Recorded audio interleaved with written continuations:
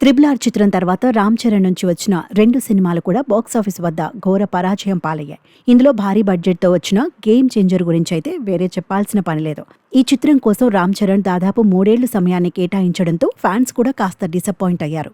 అయితే ఈసారి మెగాభిమానులకు పెద్ది సినిమాతో మంచి మెమరబుల్ ట్రీట్ అందేలానే ఉంది. ఉప్పిన సినిమాతో దర్శకుడిగా సత్తా చాటుకున్న బుచ్చిబాబు సన రెండో చిత్రంతోనే స్టార్ హీరోను డైరెక్ట్ చేసే అవకాశం రావడంతో సినిమా విషయంలో చాలా జాగ్రత్తలు తీసుకున్నాడు.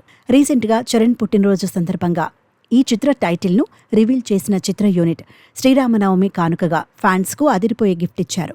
పీరియాడిక్ స్పోర్ట్స్ డ్రామాతో వచ్చిన పెద్ది చిత్ర టీజర్ ఫ్యాన్స్లో అంచనాలను తారస్థాయిలో పెంచింది. ఈ గ్లిమ్స్లో రామ్ చరణ్ రగల్ లుక్లో ఫ్యాన్స్ను అలరించాడు.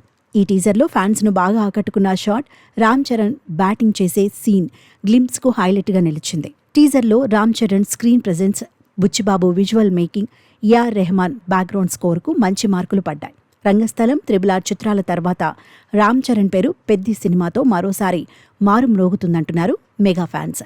వృద్ధి cinemas, Mythri movie makers, Sukumar writings banner సంయుక్తంగా నిర్మిస్తున్న ఈ చిత్రం భారీ బడ్జెట్తో తెరకెక్కుతుంది.